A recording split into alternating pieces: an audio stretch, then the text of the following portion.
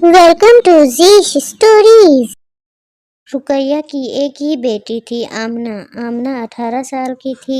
आमना की एक बुरी आदत थी, चुगली करना, इधर की बात उधर करना। उसकी इस आदत को घर वाले जानते थे और उसे इस बारे में डांटते भी थे और समझाते भी थे। एक दिन की बात है, उसकी दादी उनके घर आती है कुछ दिनों के लिए रहने। तो इसीलिए रुकैया अपनी बेटी को समझाती है कि कोई चुगली न करे और अच्छी बनकर रहे। एक दो दिन तो आमना ठीक रहती है, मगर अब उसे चुगली करने का दिल कर रहा था। आखिरकार उसे मौका मिल ही गया।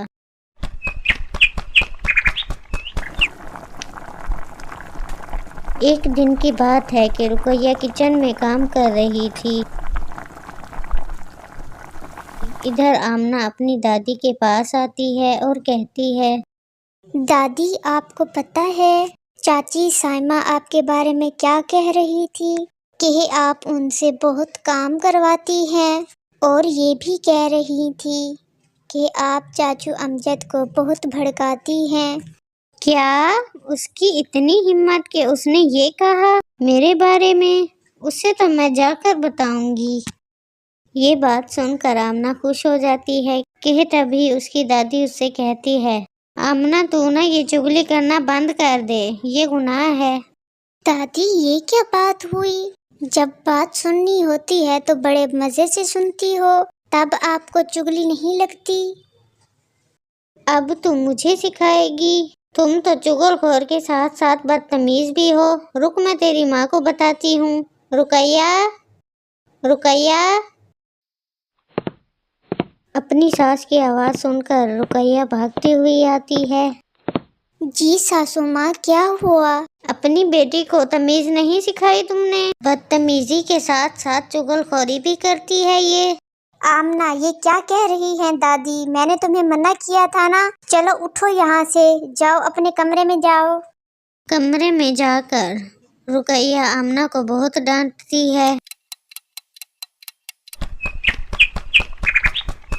कुछ दिन बाद रुकैया अपनी देवरानी जेठानी के घर जाती है। वहाँ जो हुआ मैं आपको क्या बताऊँ, आप खुद ही देख लें। रुकैया अपनी देवरानी और जेठानी के साथ मिलकर खूब सारी बातें करती है।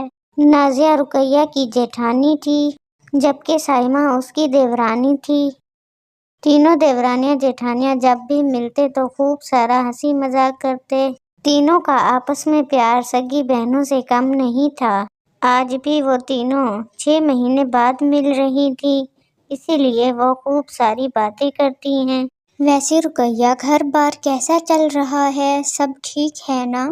हाँ, माशाल्लाह, अल्लाह का शुक्र है, सब ठीक है। वैसे तुम्हें देखकर लग रहा है कि सब ठीक ही होगा। वैसे देखो ना, तुम 18 साल की लड़की की माँ हो, वैसे लगती नहीं हो। मुझे भी कुछ टिप्स बताओ, कैसे तुमने खुद को मेंटेन किया हुआ है।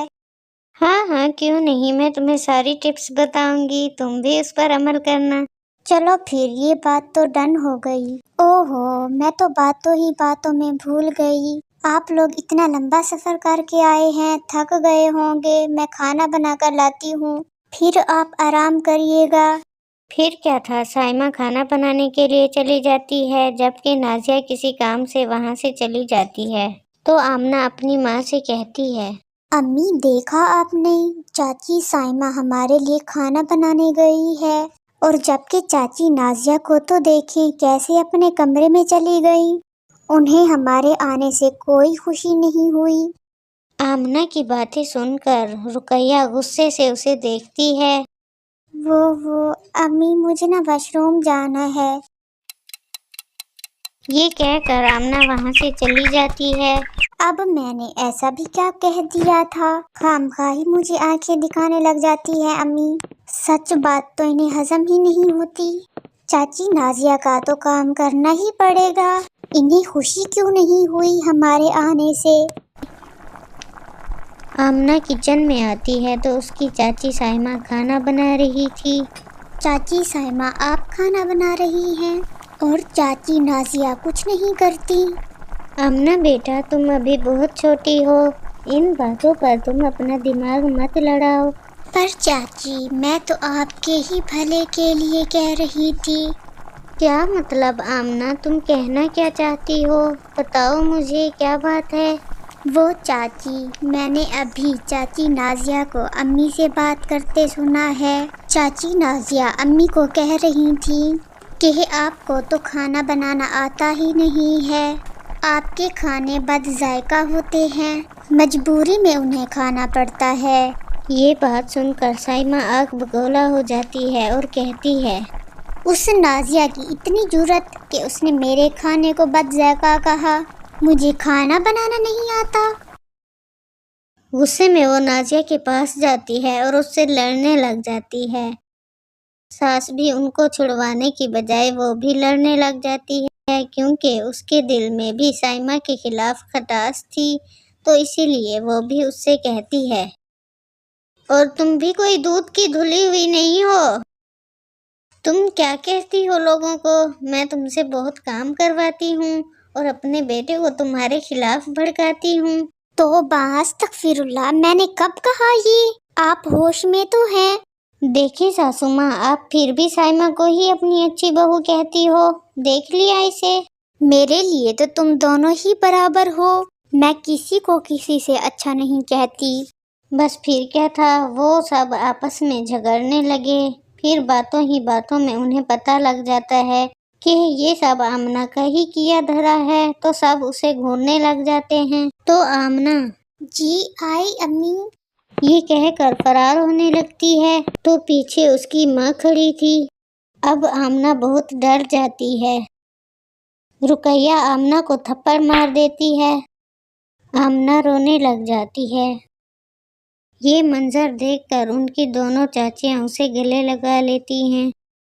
ارے یہ کیا کیا، وہ چھوٹی بچی ہے، اتنی زور سے مارتے ہیں؟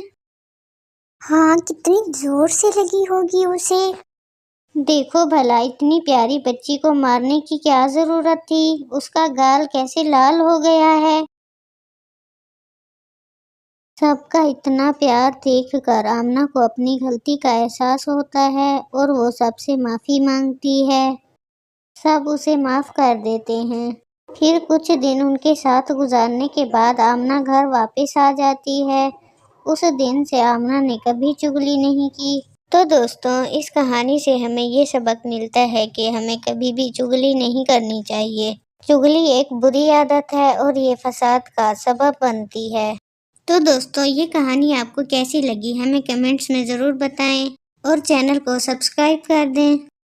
Do like and subscribe.